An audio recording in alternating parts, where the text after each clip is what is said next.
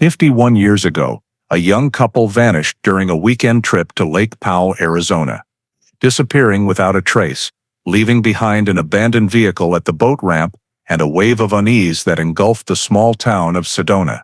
Authorities initially suspected it was just a weather-related accident, but when only one woman was found alive and the story she told kept changing, the investigation quickly stalled. Yet for decades afterward, a team of cold case investigators refused to give up, convinced the truth was still buried beneath that lake. Then one day, when sonar technology was finally deployed in the old search area, they spotted a tiny detail everyone had missed. A detail powerful enough to turn the entire case upside down and leave the whole community reeling. Before we dive deep into this shocking story, let us know where you're watching from, and if you love cold cases that get cracked after decades, don't forget to subscribe so you don't miss the next part. Summer of 1974. Lake Powell stretched like a deep blue gash across the Arizona-Utah border, cutting through red desert rock. The water lay flat and mirror still, reflecting a washed-out sky, while heat rose in thin shimmering waves off the sandstone. The towns around the lake were still sparse, mostly locals working the brand-new tourism trade or adventure seekers who came to paddle, fish, and camp. In that landscape, 28-year-old Angela Glassford and 39-year-old Vincent Vior were getting ready for a short weekend getaway from Sedona. The two had been together just under a year. Friends described them as opposites. She was quiet and reserved, he was outgoing, adventurous, and sometimes impulsive. Early Saturday morning, they left in Vincent's light green Ford Bronco, towing a small inflatable raft, 2 duffel bags, and the Kodak camera Angela always carried. On the way to the lake, they stopped at the Wawep gas station and chatted briefly with the attendant, who later clearly remembered their faces. He joked that Lake Powell was at its sunniest of the year, but Angela only gave a distant smile. Around noon they reached the marina, inflated the raft, and loaded their gear. A few people waiting for the tour boat watched them head out. The raft drifted farther into open water, Angela sitting up front, Vincent paddling. No one paid much attention after a couple of minutes. It was just another normal day on a tourist lake. By afternoon the temperature had spiked, and the desert wind shifted. On the water, waves thickened and grew stronger, slamming against the rock walls with a steady drum-like thud. A pleasure boater passing a narrow canyon saw a small raft being blown off course. He wasn't sure it was theirs, only that the light gray hull stood out against the dark blue water. As the sun dropped behind the red cliffs, higher waves darkened the lake, and there was no longer any sign of the raft. Night fell, the campgrounds around Wawep Marina emptied out.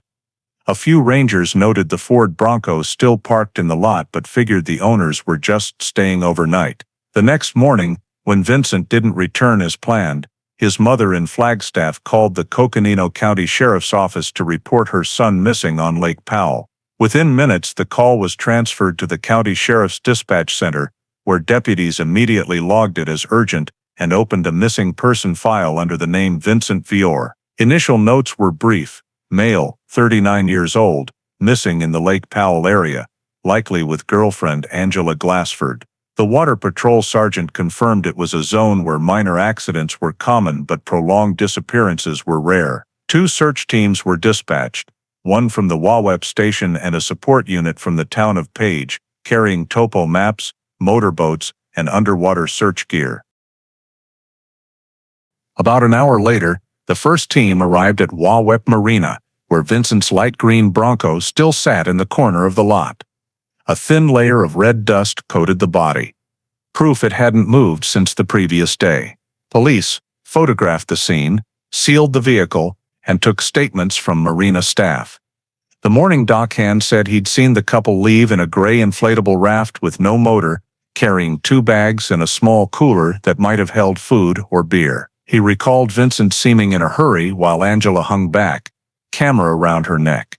Another witness, a female tourist from Phoenix, said she saw them arguing loudly before getting in the raft. But a man working at the boat rental shop remembered them as affectionate, even playfully joking while waiting to fuel up. The conflicting statements made it impossible to pin down their mood, but as time passed and the danger became clearer, police shifted to action. That same afternoon, the official search began. 2 patrol boats equipped with basic sonar and GPS swept along the southern shore of Wawep Bay, where wind usually pushed sideways toward the canyons. A rescue helicopter out of Page flew low over the lake, running 3-mile radius sweeps and filming choppy water and shallow sandbars where boats could get stuck. Rescue teams used long-range binoculars to scan for the raft or anything floating. From morning to noon, nothing. The first dive team went down in 10-meter depths where waves crashed against rock points and created whirlpools. Cold water, near-zero visibility, thick silt. The search was almost hopeless. They dove in small buddy pairs, tethered by guidelines and surface buoys, surfacing every 15 minutes to check tanks. The divers brought up only dead branches and tourist trash. By noon, Command added a larger sweep boat from Glen Canyon for deeper scanning. The primitive side-scan sonar emitted a steady whine, painting wavy lines on the hydrographic chart. Every anomaly was checked, but they were just rocks or shadows. Clouds rolled in, wind picked up, and the helicopter had to stand down. The lake darkened, big waves forced small boats to hug the shore and creep along. Vincent's family arrived late afternoon. His mother was kept in a temporary shelter near the marina with an officer. His brother joined the search teams. They watched every boat come and go, waiting for news. Police set up a field command post right in the parking lot, marking searched areas on paper maps. A local meteorologist was brought in for wind and current data. He said the southwesterly could have pushed the raft northeast toward deep canyons and scattered reefs. The search grid was expanded that way. 2 more boats were called in, and an urgent bulletin went out to all boaters on the lake to report anything floating. Night fell. Temperature plummeted. Search teams pulled back to shore, leaving only a skeleton crew sweeping the water with high-powered spotlights on a schedule. The command tent was quiet except for wind howling through the cliffs and the crackle of the radio. Dawn the next day, the search resumed early. The helicopter returned to Wawep Bay, this time pushing deeper into the narrow slots and submerged caves. A small piece of blue fabric was spotted near a sand spit, but when retrieved it was just plastic from an old gear bag. Divers kept working deeper water, but strong currents forced them up after half an hour. End of Day 2 report, no progress. Police extended the grid another 4 miles north. Rescue crews worked non-stop in brutal weather, sunburned skin, cracked lips from the wind. Every time a boat returned, they refueled and recalibrated gear. Still nothing. On the afternoon of Day 3, a small dust storm formed to the west. High winds kept boats from venturing far. The search was suspended. Police scaled back the zone and waited for calmer conditions. In the internal report sent to county headquarters, the lead officer wrote as the final line, "No bodies or raft recovered. Adverse weather recommend maintaining emergency status another 24 hours." Early on the morning of the 4th day, when the wind on Lake Powell finally eased, one of the patrol boats spotted a small object drifting near the eastern sandshore. As they approached, they saw it was a woman clinging to a piece of rubber flotation. She was nearly unconscious, skin blistered from the sun, lips cracked and bleeding, shaking uncontrollably. She was pulled aboard and immediately identified as Angela Glassford, Vincent Vior's girlfriend. Deputies noted she was conscious, pulse weak but stable. The boat raced back to Wawep, where the field medics were waiting. Angela was taken straight to the small hospital in Page for evaluation. Doctors found no serious injuries, just severe dehydration and mild hypothermia. While Angela was treated and monitored at Page Hospital, rescue teams kept searching the area where she was found. The fact that she was only exhausted gave them hope of finding Vincent or the raft. The next morning, as the lake calmed again, boats fanned out once more, and by mid-morning one team spotted an object bobbing in the waves about 2 miles northwest of shore. Closing in, they recognized the missing inflatable, light gray hull, bow partially deflated, floating on its side. The rescue boat hooked it, secured it with chains, and towed it back to Wawep for examination. After pumping out the water inside, technicians made initial notes.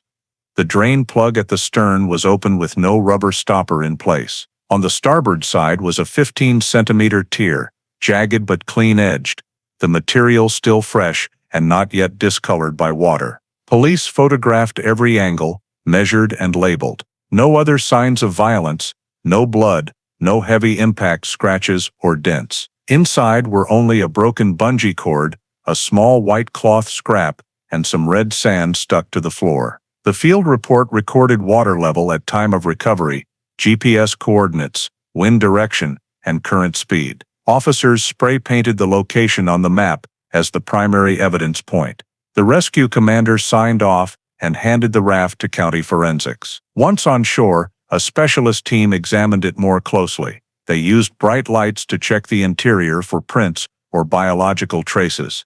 Nothing obvious at first. The floor was rinsed with fresh water, then wrapped in plastic for transport. A summary report was written on site, listing every recovery step, personnel, and completion time. Photos were printed with detailed descriptions of the raft's structure and condition. When finished, the raft was loaded onto a truck and taken to the Page Sheriff's Office for analysis. There it was logged as evidence, tagged, and entered into Case File 74-293. Copies of the report were sent to the main investigative unit, along with Angela's medical records for comparison. All documents were placed in a dedicated folder marked Evidence Recovered from Lake Powell Scene. Investigating officers' preliminary conclusion that day, the raft showed no collision with a large object. No direct signs of crime, most likely affected by strong wind and unusual currents. However, the open drain plug and unexplained tier were flagged for further technical examination. As the afternoon sun slanted across the sand, the rescue teams packed gear, sealed the marina area, and turned everything over to the next unit. Lake Powell slipped back into its original quiet, only small waves rippling outward from where the raft had been found, closing another exhausting day that still offered no clearer answer to what really happened on that vast stretch of water. At the Page Police Headquarters, after the inflatable boat was handed over and the evidence had been sealed, Angela Glassford was brought in to give her first detailed statement. She was seated in a small interview room, with the incident report and a glass of water in front of her. The investigator asked her to recount the entire trip from the moment they left Sedona until she was rescued. Angela spoke in an even tone, without trembling, without avoiding eye contact. She said the two of them had left early, driven to Wawep Marina, and rented a slip to launch the boat. Vincent was the one paddling. She sat in the front taking pictures. They had brought cold food, drinking water, and a few cans of beer. According to Angela, the weather had been perfectly normal at first. The lake was flat, the breeze light. As they moved deeper into the area between Wawep Bay, the wind gradually picked up, waves grew higher, and the boat started rocking violently. Vincent kept paddling, insisting it was just a passing gust, but the wind got stronger and stronger. Waves washed over the sides, and water began filling the boat. Angela said she had told Vincent to turn back, but he wouldn't listen. A big wave hit them broadside. The boat tilted sharply. Vincent lost his balance and fell in. She said he wasn't wearing a life jacket, tried to grab the boat, but was pushed away, then drifted farther off. She had tried to paddle toward him, but couldn't fight the wind. Then another wave slammed the boat. It capsized. She was thrown into the water, managed to hold onto the flotation device, and drifted until she came to near the shore. The police wrote down every word and asked her to describe the distance between them, the wind direction, and the exact moment the boat flipped. Angela stated the incident happened late in the afternoon, around the time the sunlight started to fade, and she couldn't tell which way the shore was. When asked why she didn't swim to shore, she said the water was too cold and the waves were too big for her to get her bearings. The investigator cross-checked this with the recorded weather data for that day: southwesterly winds averaging 22 miles per hour, waves higher than 3 feet. Entirely consistent with her account. There was no direct evidence contradicting her statement or the natural conditions. However, in the interviewer's notes, he marked an observation that Angela showed no visible fear or panic while recounting the incident. Her voice was low and steady, as if she were describing an ordinary event. No tears, no breaking down, just a blank stare at the table. After more than 2 hours of questioning, the report was completed with a preliminary conclusion: no criminal element detected. Initial assumption: accident due to weather conditions. The file was sent up the chain of command to be compiled with the scene report and the rescue team's findings. In the final summary of the report, the investigator wrote a short line: accidental drowning, high probability of death, no evidence of external force. When the session ended, Angela was allowed to rest at a nearby motel for health monitoring, while the search teams continued a scaled-back operation around Wawep Bay. Over the 10 days following the initial interview, the search operation continued on a reduced scale, focusing on the northern part of Wawep Bay and the rock canyons where currents often carried objects when the wind shifted. Rescue boats still went out every morning, coordinated with helicopters sweeping the lake surface. The dive teams were down to 2 groups, rotating shifts to survey the deeper sections. They carried marker lines and dove to depths over 10 meters, but saw only sedimentary rocks, algae, and thick layers of mud. Daily reports were all the same: poor underwater visibility, strong currents, no body found. On shore, the Field Command Center kept operating at a steadily slower pace. Staff continually logged weather conditions, waiting for any small change to decide whether to extend or end the search. On the 8th day, one of the patrol boats recovered a gray men's jacket floating near the area where Angela had been found. The jacket had no labels left, slight fraying at the cuffs, covered in red mud and lake weeds. After examination, police determined it was a common style and could not be confirmed as belonging to Vincent. The same day, 2 empty classic Budweiser cans were recovered nearby, the cans lightly dented from hitting rocks. Officers bagged them, labeled them as evidence, but noted they could simply be floating trash. On the 9th day, during a deep sweep, divers spotted a small metallic object glinting under their lights. When brought up, it turned out to be an old Kodak camera. Plastic body scratched, lens cracked. The film canister inside was removed and sent immediately to the crime lab for processing, but after prolonged water exposure, the film was completely ruined. The technical report stated, images unrecoverable. The 3 items, the jacket, the beer cans, and the camera, were sealed, entered into the Page Police Evidence Locker, and added to the case file. After nearly 2 weeks, the search was yielding no further results. Funding and manpower were running low, and early summer winds were making lake operations increasingly dangerous. The rescue team leader submitted a request to terminate the operation, stating, victim not located, survival probability 0, risk to personnel increasing. On the 10th day, the order was officially approved. Rescue boats returned to the marina, equipment was dismantled, marker buoys pulled in, and supplies cleared out. Police compiled a final report with all collected data: search areas, wind conditions, currents, list of recovered items, photographs, and witness statements. In the conclusion, the lead investigator wrote clearly, body not recovered, no indications of foul play, high probability of death by drowning. The file was temporarily classified as a civil matter, boating accident on the lake, pending county approval. That same afternoon, the field command post at Wawep was disbanded. The maps with marked search zones were taken down and boxed for storage. A late-day gust carried red sand across the freshly cleared marina, erasing the last remaining footprints. The search ended without a clear resolution, and Lake Powell sank back into the same heavy silence it had started with. In early 1975, nearly 7 months after the search operation ended, the Coconino County office completed its review and officially issued the decision to close the missing person case of Vincent Vior. The final report sent to the Page Police Department stated the presumed cause, drowning due to adverse weather conditions, no criminal element detected. All personnel who had worked the case signed off that their duties were complete, and all physical evidence was transferred to the State Archive warehouse in Phoenix for sealed storage. Vincent's family, refusing to accept the conclusion, filed a formal objection requesting the case be reopened on the grounds that no body was recovered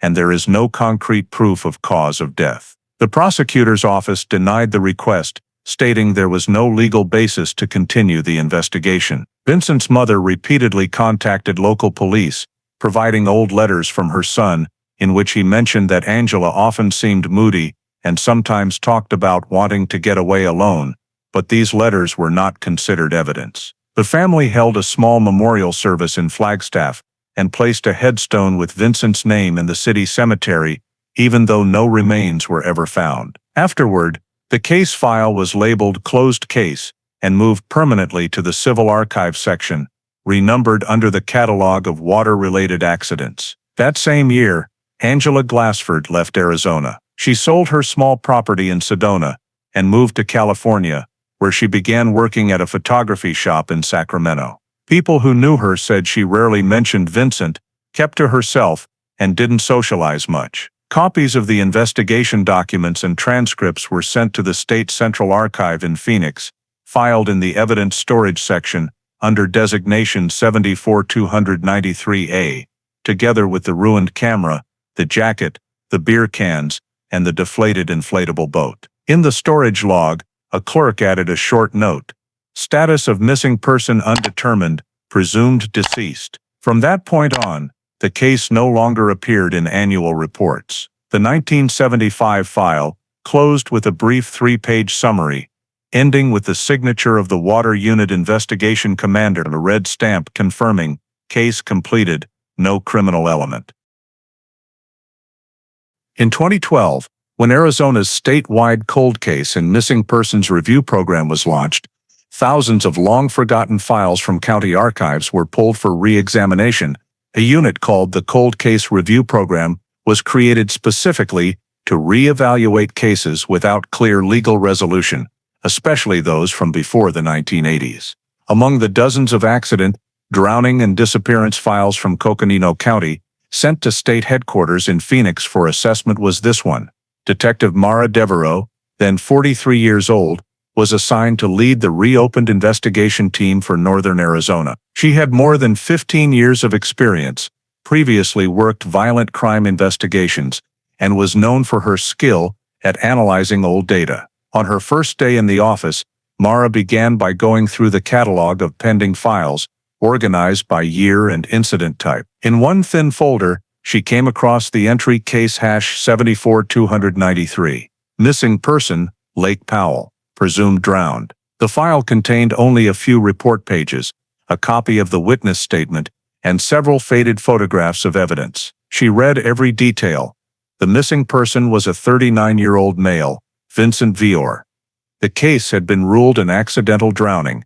No body recovered, no formal legal determination of death. The last page stated, "Case closed 1975, no further investigation required." What caught Mara's attention was a handwritten note from the original investigator: "Drain plug open, cause unknown." She checked the State Central database for any updates. Nothing. The file had never been linked to DNA evidence or additional reports. Under the new cold case guidelines, any disappearance without a recovered body or full forensic closure was prioritized for review. Mara drafted a preliminary report noting that the Vincent Vior case met both criteria: no legal confirmation of death and no modern forensic analysis ever conducted. The proposal was sent to the program coordinator in Phoenix.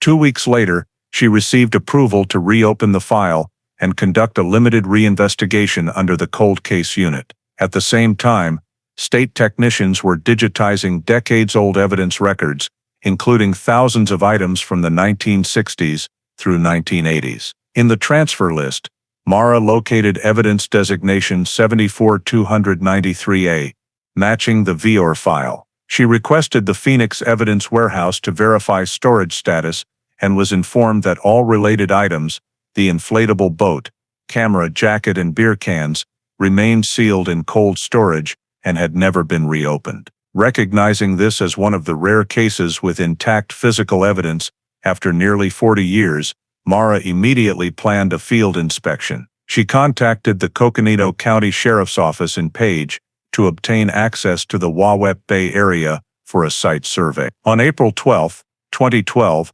Mara drove from Phoenix to Page, bringing copies of the original file and an electronic notepad to compare the terrain. Lake Powell had changed significantly.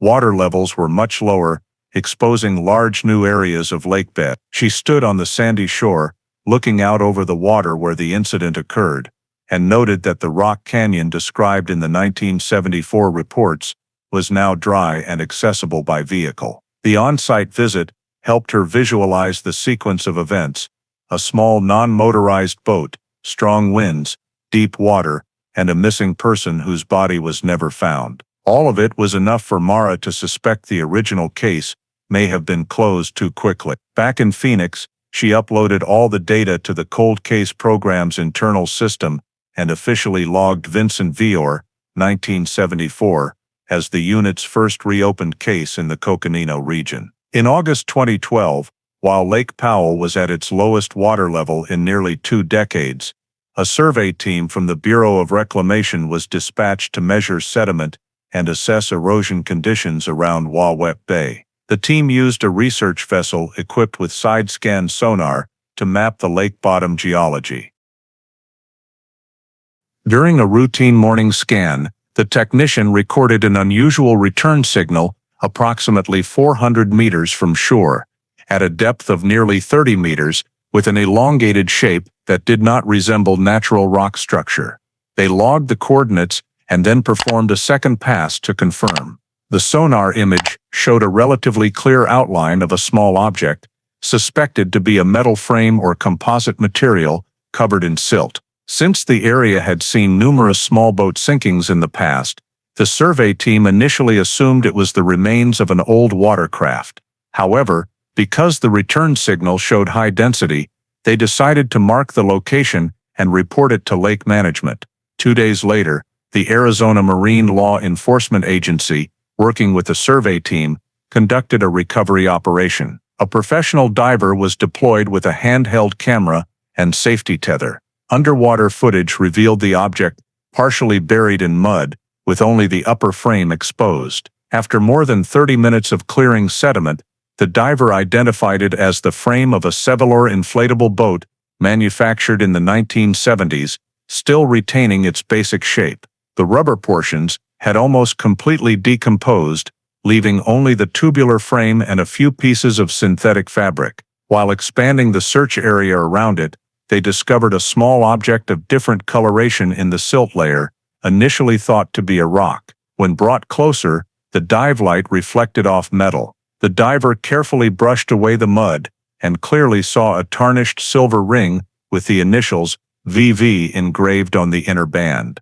The object was placed in a specialized recovery bag and brought to the surface. Afterward, the team located an additional piece of nylon rope locker and several bone fragments scattered not far below the surface. Because the remains could be human, the site was immediately secured and all survey activity halted.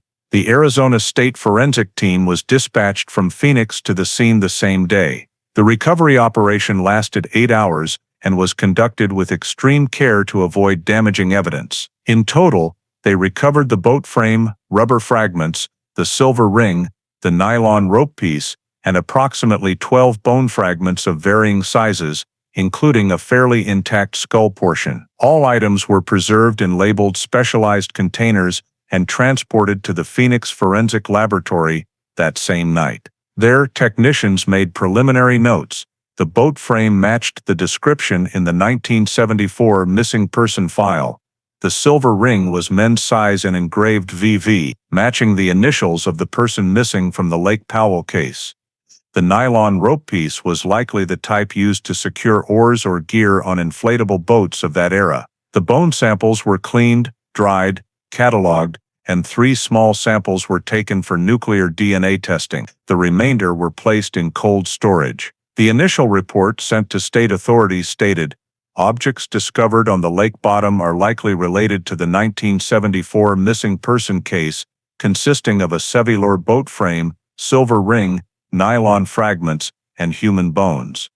Identity confirmation required through genetic analysis." The DNA samples were sent for testing that same week, marking the first time in nearly 40 years that the case file bearing the name Vincent Vior had new physical evidence. The Arizona State Forensic Laboratory in Phoenix took more than 2 weeks to complete the genetic analysis of the bone samples recovered from the bottom of Lake Powell. Technicians first cleaned the samples, extracted DNA from remaining marrow tissue, then compared it against the national database and cold case program records. Because the original file contained no reference sample from the victim, they contacted Vincent Veer's family in Flagstaff to obtain samples from direct relatives. Vincent's mother, then over 80 years old, agreed to provide hair and blood samples for testing. The samples were collected, shipped overnight to Phoenix, and logged under case code V74293R. The comparison used STR combined with mitochondrial DNA analysis, the standard method for heavily decomposed remains.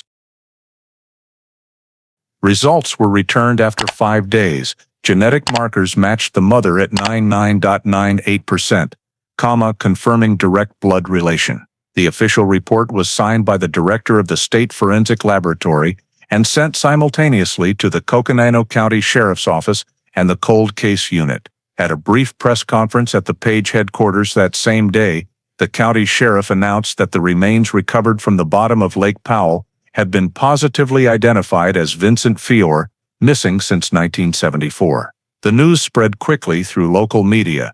Newspapers in Arizona, Utah, and New Mexico all ran the story as a scientific miracle that solved a nearly 40-year-old case. Within the investigative team, Mara Devereaux recorded the event as the first evidence that moved the case back to active status. She immediately updated the system, changing the file from closed in 1975 to active cold case. The new file was assigned case number cold case #124798, replacing the original 74-93. In the reopened notes, she listed the points still requiring clarification: the cause of the tear in the boat's bottom, the open status of the drain plug, and the circumstances that led to Vincent entering the water. The Page Police Department, working with the Crime Scene Technical Unit, conducted a second analysis of the recovered Seveler boat frame. All evidence items, including the silver ring and nylon rope piece, were compared against 1974 archival photos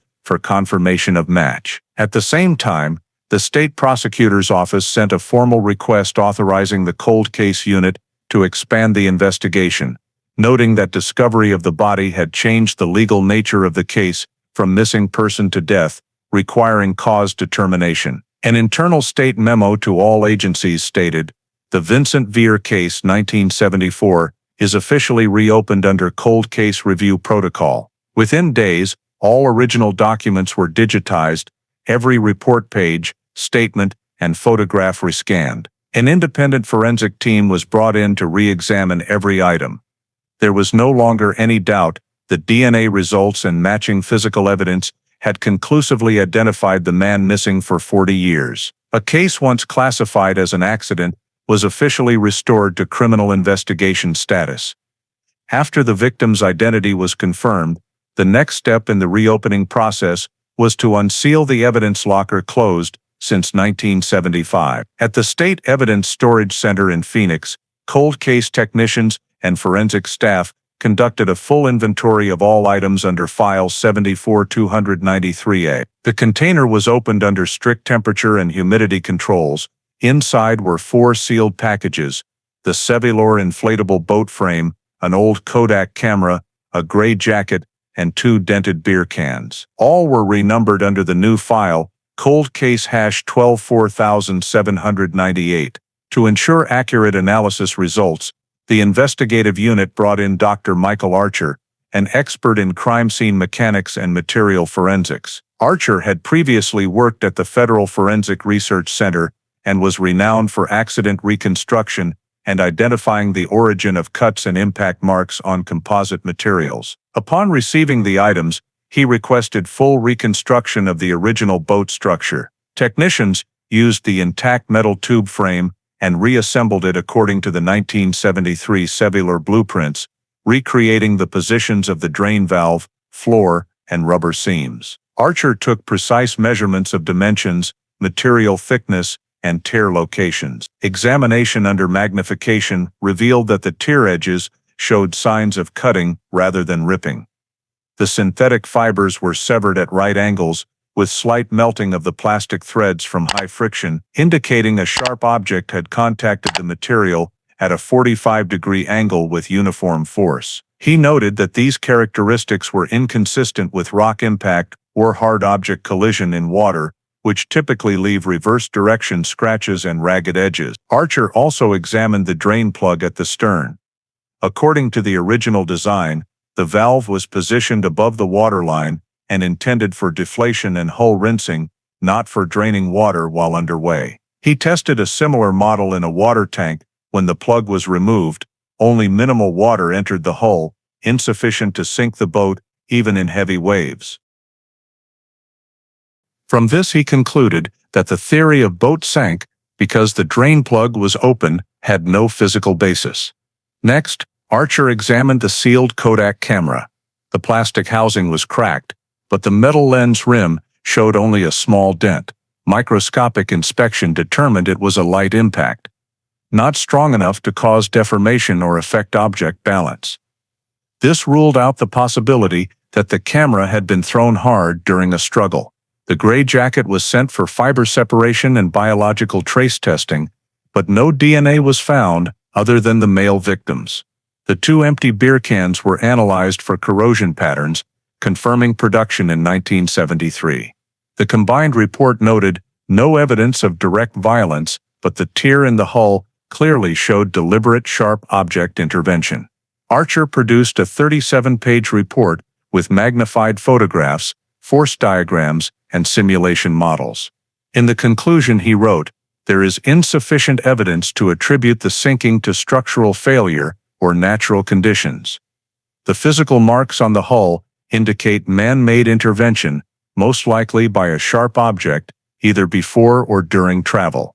The report was forwarded to the Arizona State Prosecutor, along with all digital technical images as evidence, together with a recommendation to continue investigating the cause of the tear and the status of the open drain plug at the time of the incident.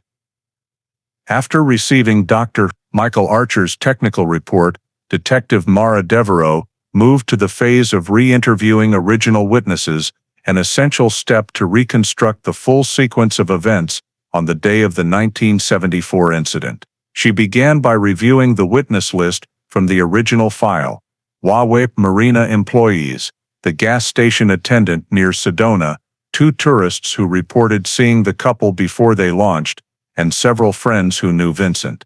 The old records contained only scattered names and no current addresses, forcing Mara to search public databases to locate each person. The first she found was Roy Brenner, the former Marina employee, now over 70 and living in Page. During an interview at his home, Roy said he still remembered that morning because Vincent and Angela were among the first to leave the dock. He recalled Vincent seemed in a hurry, saying he wanted to reach a small island in the middle of the lake to take pictures, while Angela stood several steps away, appearing reluctant. When Mara asked if he had seen them arguing, Roy said he couldn't hear the words, but the atmosphere wasn't happy. Mara highlighted this note in red because it contradicted Roy's 1974 statement that the couple appeared normal. Next, Mara tracked down the former Sedona area gas station attendant, Ernest Shaw, now living in Tucson. He vaguely remembered Vincent buying extra gas and 2 bottles of water before leaving, seeming excited, while Angela waited outside the car without speaking. When asked about their demeanor, he recalled only that Vincent was smiling the whole time. She was cold. Mara recorded this as the second contradiction, one side describing affection, the other clear tension. She then contacted the 2 tourists mentioned in the original report. One had passed away. The remaining witness, Karen Doyle, now living in Utah, agreed to meet at her home. Karen said that while waiting for the tour boat, she saw Angela and Vincent a short distance away, apparently having a small argument. Angela pointed toward the lake, and Vincent responded with an irritated gesture. Karen was certain there was disagreement between them before they got into the boat. Mara recorded the entire conversation, including descriptions of gestures and the time of observation. She then returned to Sedona and interviewed 3 of Vincent's old photography club friends. They said that before the trip Vincent had mentioned he was taking Angela somewhere to sort things out, without specifying what. Another friend recalled that Angela had complained about Vincent being controlling and not wanting her to take a job far away. Combining these statements, Mara rebuilt their relationship profile, an unstable romantic relationship with arguments before the trip, completely opposite the happy couple image in the original file. To strengthen this, she re-examined Angela's 1974 statement and compared every detail with the new testimony. In the old file, Angela said Vincent wanted to go take pictures, and she agreed to join. In the current witness accounts, everyone said Vincent initiated the trip to talk privately. The departure time from Sedona was corrected to late morning, not early, based on the gas receipt time-stamped 10:42 a.m. Mara assembled the data into a new timeline: 10:40, left Sedona, 13 o'clock. Arrived Wawep, 13:30, launched 15 o'clock, 17 o'clock, period, when strong winds began. She created a new timeline diagram, marking the main contradictions between the 1974 statements and current data. The summary showed at least 3 critical inconsistencies: their demeanor before the trip, the departure time from the marina, and the reason for staying on the lake longer than planned. Mara noted in her report that the relationship between the two individuals showed clear signs of discord before the incident and recommended continued verification of additional witnesses who had contact with Angela after the event. All notes, recordings, and the timeline were added to cold case file #124798, marking completion of the witness review phase and providing a new foundation for reconstructing the entire sequence of that fateful day in 1974. From the contradictions in the witnesses' statements and accounts, Mara Devereaux expanded the scope of the investigation into the financial angle, which is often used to establish motive in suspicious disappearance cases. She contacted Sedona First Federal Bank, where Vincent Vior had opened a personal account in 1972. After numerous legal procedures, the bank's archival department provided her with microfiche copies of the final transactions before Vincent disappeared. The first entries that caught her attention were 2 insurance premium payments dated September 6, 1974, just days before the couple left Sedona. These transactions were clearly recorded as payments for 2 individual life insurance policies with a combined payout value of $250,000, issued by Western Life and Trust. The primary beneficiary on both policies, Angela Glassford. When cross-referenced with the old case files, no record of these policies had ever been documented by police. Mara went to the insurance agency office in Flagstaff, where hard copies of policies from that era were still stored. After days of searching, the archive clerk located the yellowed original documents, still bearing the authentic signatures of Vincent and Angela on the acknowledgement pages. The first policy was signed on September 3rd, the second on September 5th, just 4 days before they left Sedona. Both carried the same clause: in the event of the insured's death by accident, the beneficiary would receive the full payout upon presentation of a valid death certificate. In the handwritten notes at the bottom, the agent had written in small letters, clients stated they were planning an adventurous trip and requested immediate policy activation. Mara flagged this discovery in red in her report. She continued reviewing the bank records and discovered that Angela's account received a small deposit from Western Life in December 1975, approximately $5,000, labeled interim payment. When cross-checked with state financial reports, this was identified as an advance payment to beneficiaries in prolonged missing person cases while legal death confirmation was pending. In other words, Angela had filed a claim less than 6 months after the case was closed. Mara immediately copied the entire file, along with a transaction timeline that she cross-referenced against the case timeline. Every detail lined up perfectly: policies signed right before the trip, the girlfriend as sole beneficiary, and the claim filed immediately after the file was archived. The compiled report was sent to the Arizona State Prosecutor's Office, in which Mara concluded, newly discovered financial evidence shows the missing person purchased 2 large life insurance policies immediately prior to the incident, both naming the same beneficiary. This changes the nature of the case and requires review from a criminal perspective. From the financial report forwarded to the state prosecutor, a joint federal investigative order was issued between Arizona and California, where Angela Glassford was now living. California police received an assistance request from the Coconino County Prosecutor's Office to summon Angela for questioning as a witness in the reopened cold case #124798. On August 10, 2012, 2 Sacramento police detectives arrived at the small photography store where Angela worked in a suburban shopping center, presented the legal summons, and asked for her cooperation. Angela agreed and accompanied them to headquarters for the interview. During the session, she was informed that the investigation concerned Vincent Vior's death and newly discovered evidence. At first, Angela remained calm, confirmed she had been the victim's girlfriend, and repeated the old story: it was just an accident. When investigators showed her copies of the insurance policies and documents naming her as beneficiary, Angela briefly lost her composure and said Vincent had purchased them voluntarily and that she never cared about the money. The interview lasted nearly 4 hours, during which she repeatedly insisted nothing had changed from her 1974 statement. However, the investigators noted contradictions between her answers and the new financial facts: receiving the 1975 interim payment from Western Life, failing to notify Vincent's family before filing the claim,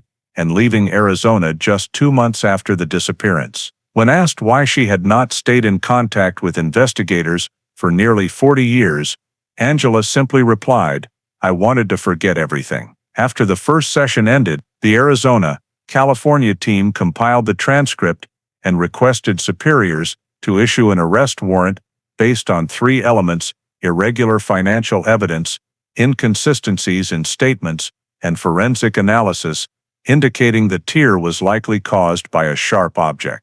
By the end of the day, the Arizona state prosecutor approved the request and signed formal arrest warrant W-12-508, charging Angela Glassford with second-degree murder under state law. The next morning, when Angela was asked to return to clarify additional details, California police executed the arrest at headquarters. She did not resist, only asking briefly, "So this is finally happening," before being handcuffed. After her Miranda rights were read, officers transported her to the Sacramento County Jail to await extradition. Within 3 days, after Arizona completed the receiving paperwork, Angela was flown back to Flagstaff under the supervision of 2 state investigators. At the airport, she remained silent, kept a calm expression, and did not request an attorney or contact family. The arrest was officially announced on the evening news that day, marking the first time in nearly 40 years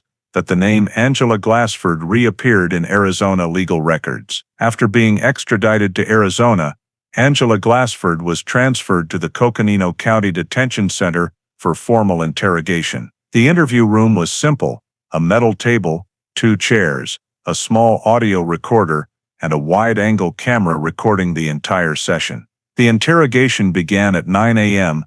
and lasted nearly 10 continuous hours with the 2 lead investigators, Mara Devereux and Lieutenant Richard Hall. They started with general questions to reconfirm the 1974 facts: departure time from Sedona, route taken, campsite location, weather conditions, and Vincent's behavior before the raft capsized. Angela answered slowly, occasionally pausing to drink water, but showed no signs of confusion. She said everything was still exactly as I told it back then, that it was simply an unfortunate accident.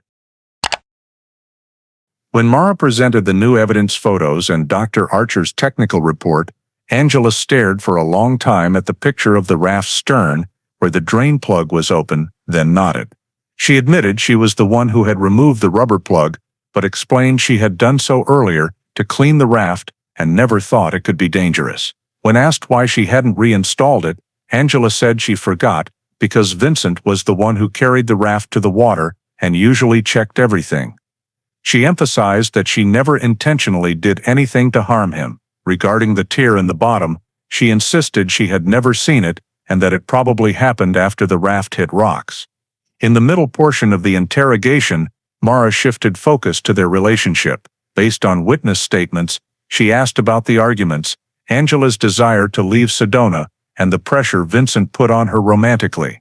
Angela sat silent for a long time, then said quietly, "Yes, there were times I wanted to leave. I felt trapped, like I no longer had my own space." When Mara asked if she had ever wished to be free of the relationship, Angela admitted, "I did think that way, but I didn't want him dead." The interrogation paused briefly for a break, then resumed with a state prosecutor representative present. When the question was repeated, Angela elaborated, "In the final months, Vincent had become controlling and jealous, made her quit her job at the photo lab, and demanded she accompany him on trips. She said she wanted to be free, wanted peace." That statement was clearly recorded and later became a key part of the file. When investigators asked if she had ever considered that removing the drain plug could cause the raft to capsize, Angela shook her head and insisted she knew nothing about the mechanism. They brought up the insurance policies again. Angela said Vincent initiated them and she only signed because he asked her to. She claimed not to remember the exact signing dates and denied receiving payout money, saying the company handled everything.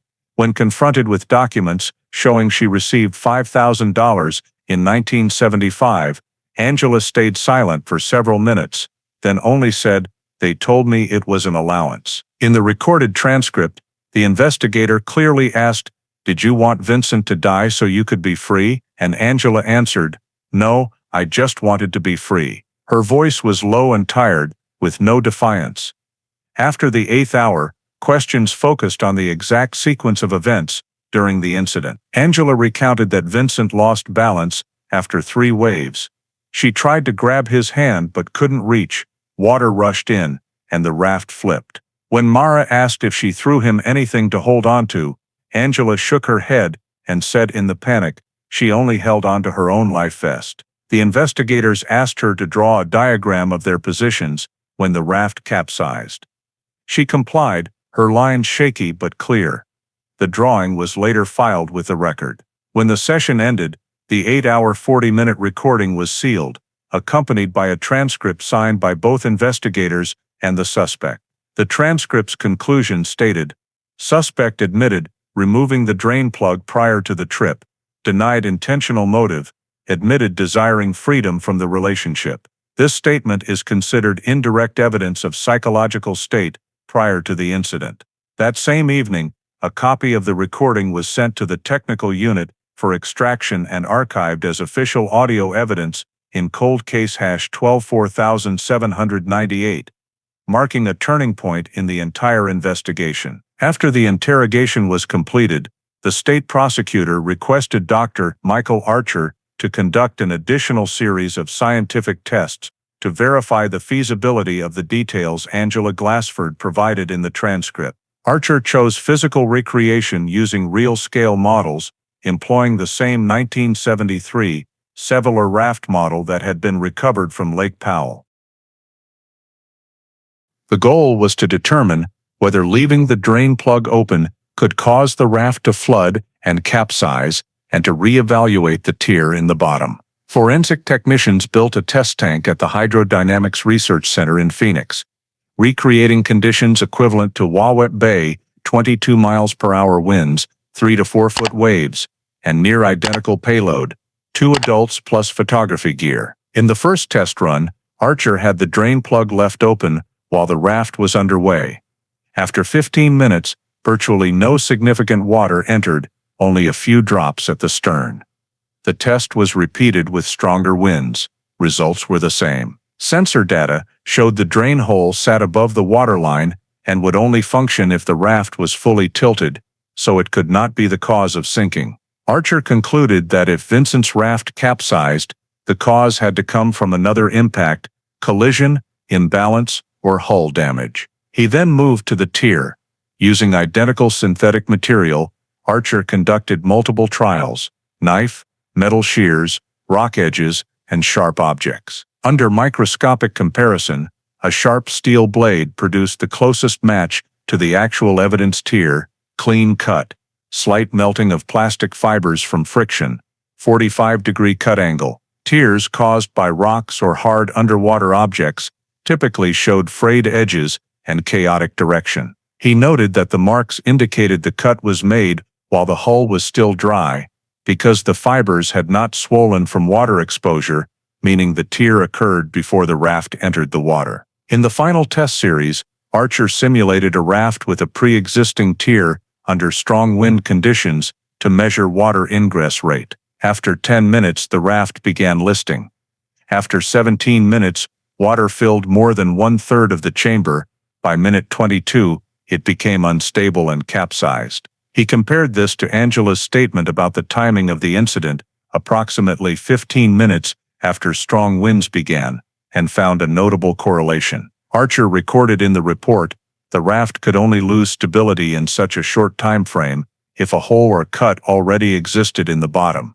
The 42-page report compiled all data, including pressure charts, simulation photos, and test video. The conclusion stated clearly, no technical evidence supports the hypothesis that the raft sank due to an open drain plug. The bottom tier exhibits mechanical characteristics of deliberate cutting by a sharp object. The accident is determined to be non-natural. The report was signed by Archer and 2 independent supervising engineers, then sent directly to the state prosecutor's office, along with all raw data, for legal evaluation. After Dr. Archer's scientific test report was delivered to the prosecutor's office, the investigative team added one more item to cold case #124,798, a psychological evaluation of the suspect.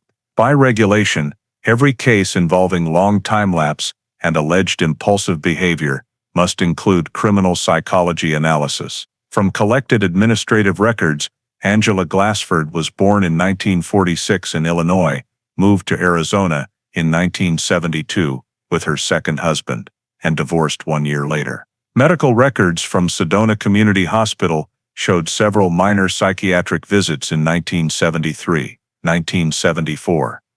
Diagnosed with anxiety disorder and insomnia due to relationship stress. Previously, her first marriage ended at age 20 when the husband was accused of abuse. 2 divorces in less than 10 years revealed a pattern of unstable personal relationships mixed with strong emotional dependency. After Vincent's disappearance, she left Arizona for California with no criminal record or mandatory treatment, but family statements noted she consistently avoided discussing the past, was socially withdrawn, lived reclusively, and changed residences frequently. Internal investigative reports described her as having low adaptability when facing conflict. The appointed expert team, Dr. Howard S. Clay and psychiatrist Deborah Lynn, conducted the evaluation over 2 weeks. After 3 direct interviews at the detention center, they observed Angela displaying anxiety, flat affect, occasional loss of focus when asked about past details. MMPI-2 and PAI personality tests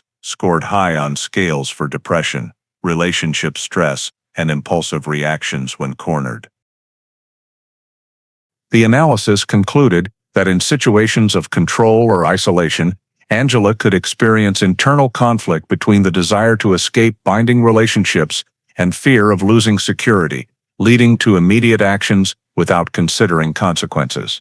However, the experts found no evidence of violent personality disorder or premeditated criminal planning. The psychological conclusion stated, subject exhibits strong emotional reactivity and may act impulsively to achieve a sense of freedom, but shows no clear signs of organized homicidal intent. This report was added by the prosecutor to the charging file as supporting material.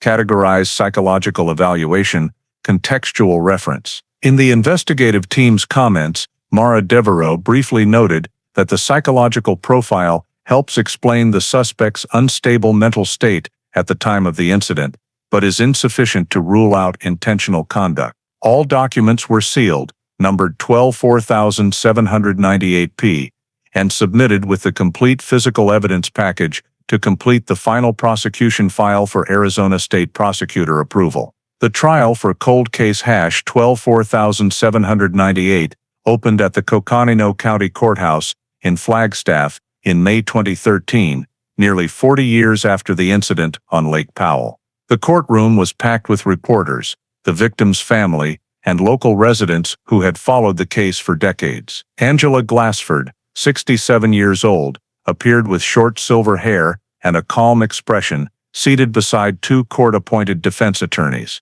The prosecution was led by an Arizona Deputy Attorney General who charged her with manslaughter, causing death through reckless or grossly negligent behavior. In their opening statement, the prosecution stressed that this was not a natural accident, but a conscious series of careless actions that led to the death of Vincent Fiore. They laid out the evidence: life insurance policies taken out immediately before the trip, forensic tests confirming the tear in the bottom of the canoe was made by a sharp object, and Angela's own words in the 2012 interrogation transcript where she admitted untying the drain plug and said, "I just wanted to be free." The state portrayed this as deliberate preparation, motivated by a desire to escape a controlling relationship. Defense attorney James Porter rose to counter, arguing that the entire case rested on speculation from 40-year-old physical evidence. He emphasized there were no eyewitnesses, no DNA evidence, and the experiments only proved theoretical possibilities,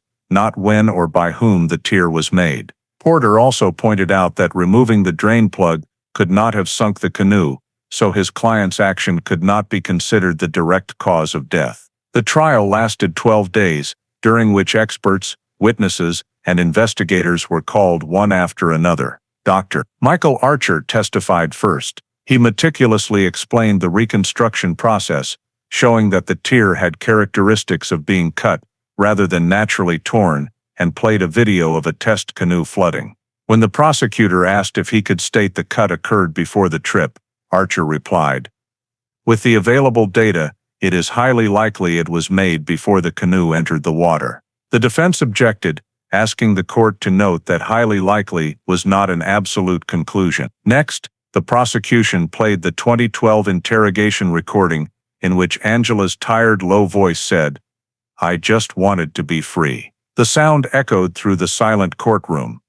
The prosecutor argued the statement revealed clear psychological motive. Porter countered that it was merely an emotional outburst and could not be interpreted as intent to kill. On the fifth day, the state presented financial evidence. A representative from Sedona First Federal Bank showed transaction records confirming 2 life insurance policies totaling $250,000 that Vincent purchased right before the trip, naming Angela as beneficiary, plus a $5,000 interim payment deposited into her account in December 1975.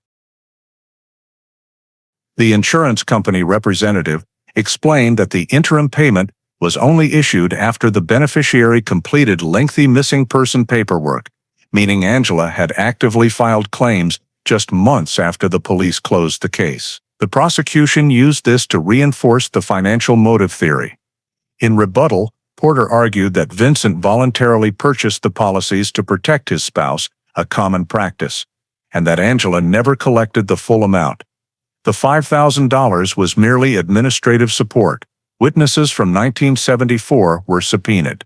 Marina employee Roy Brenner testified that he sensed tension between the couple that day, but when the defense asked if he heard any argument, he answered, "No, just a feeling." Tourist Karen Doyle from Utah confirmed seeing Angela point toward the lake while talking to Vincent, but admitted she heard no words. Both testimonies were circumstantial and did not establish a specific cause. On day 8, forensic psychologist Howard S. Clay drew attention when he described Angela as someone prone to emotional pressure who might act impulsively when feeling controlled, but stressed there was no evidence of premeditated violence. The prosecutor immediately asked, "Could such an impulsive reaction harm another person?" Clay answered, "Theoretically possible, but there is no evidence she did so." The court noted this as a mitigating factor. At the close, Attorney Porter moved to dismiss the original murder charge, arguing the evidence at most supported negligence,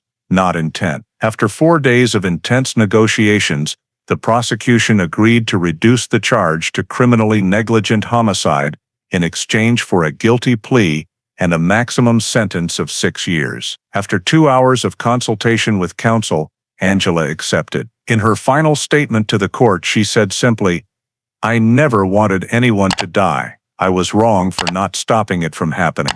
Her voice was weary, almost devoid of strength. The judge accepted the plea, ended the trial portion, and scheduled sentencing. In his summary, the judge described the case as a rare intersection of science, memory, and human responsibility, and declared cold case #12-4798 officially closed after nearly 4 decades. The courtroom fell silent.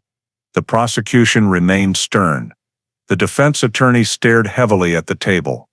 The victim's family left without a word. The 2013 Flagstaff trial concluded, marking one of the longest pending cases in Coconino County history, as resolved with the guilty plea of the woman once believed to have vanished, along with her past. Sentencing took place on the morning of September 18, 2013, at the Coconino County Courthouse, attended by prosecutors, defense counsel, and family members from both sides. After reviewing the full record, expert reports, testimony, and the plea agreement, the judge sentenced Angela Glassford for criminally negligent homicide to 2 to 6 years in prison, with credit for time served in pretrial detention. Upon hearing the sentence, Angela bowed her head, hands clasped tightly on the table, showing no reaction beyond a slight nod of acceptance. The prosecution remained silent, while defense counsel asked the court to note personal circumstances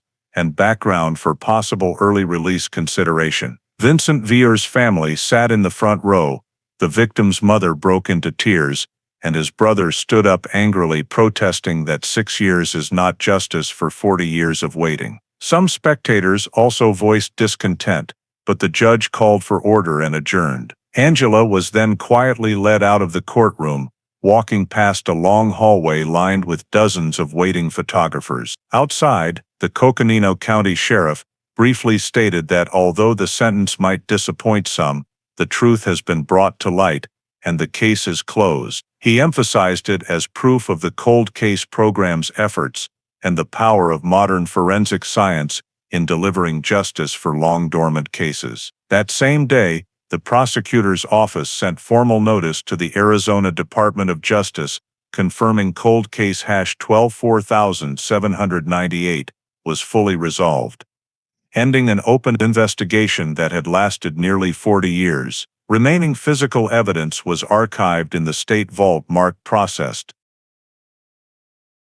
That evening, local television news recapped the entire journey from 1974 to conviction, calling it the longest-running cold case ever closed in state investigative history. Angela Glassford served her sentence at Perryville Prison, west of Phoenix, under low-security conditions for elderly female inmates. She was cooperative, caused no trouble, worked in the kitchen, and attended regular counseling sessions. Due to stable health and good conduct, in December 2016, after serving 3 years plus credit for prior detention, the Arizona Board of Executive Clemency approved her conditional release. On the morning of December 22, she left the prison silently, with no family to meet her, carrying only a small bag and a few personal documents. Local media ran short notices, describing the case's quiet ending compared to its once dramatic beginning. After release, Angela lived reclusively in Tucson, renting a small apartment on the outskirts, maintaining no contact with Vincent's family or the public. The complete cold case #12-4798 file was transferred to the Arizona State Data Archive within the Department of Justice system, marked resolved. Physical exhibits, the canoe frame, silver ring jacket, were permanently sealed and moved to an internal display area for notable cold cases. Every year, the Cold Case Program's report still lists the Vincent Vier case as a prime example of the value of forensic investigation combined with digital data. In Page, the original disappearance site, residents still mention the story as part of collective memory. At Wawep Marina, a small information sign, erected in 2017, lists notable Lake Powell accidents, including Vincent Vier with the simple note, 1974. Missing, located 2012. Every summer, tourists continue renting boats from that same dock, few aware that beneath the blue water once lay a mystery spanning nearly 4 decades. In Sedona, where Vincent and Angela once lived, their small house has been sold, but old neighbors still occasionally tell visitors about the young couple and their fateful trip to Lake Powell. To them, the case is more than personal tragedy.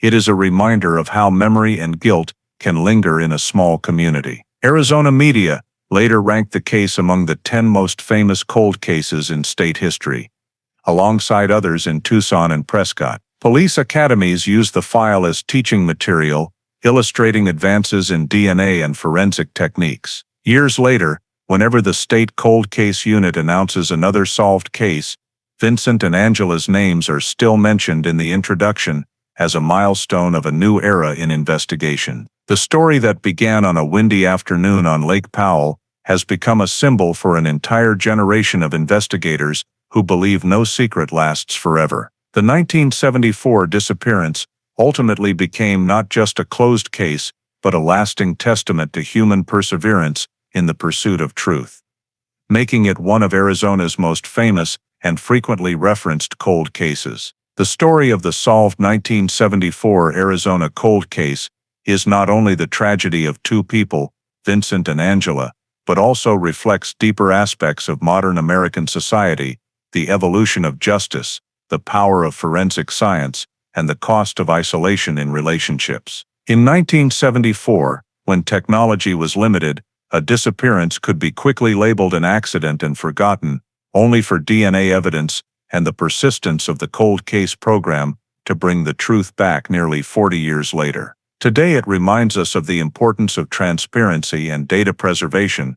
No detail is meaningless, even if buried in old files. The story also mirrors psychological tragedy. Angela represents women trapped in unbalanced relationships, carrying anxiety, loneliness, and feelings of being cornered, issues that remain common in contemporary American life. From this comes an important lesson. Recognize when you feel isolated or controlled and seek help. In a society where mental, financial, and emotional pressures can lead to impulsive actions, building community support systems, counseling, therapy groups, domestic violence hotlines is not just a service but an essential need. Finally, the 4-decade journey reminds us that justice may arrive late, but it arrives only when people refuse to stop pursuing it. Just as Lake Powell once hid the truth beneath cold water, every mistake or silence will eventually surface under the light of belief, science, and determination to uncover what really happened. If you want to keep exploring forgotten cases and the long road back to justice like the 1974 Arizona story, please subscribe so you don't miss the next episodes. Thank you for watching. See you in the next video, where we'll continue opening dusty cold case files to find the truths buried by time.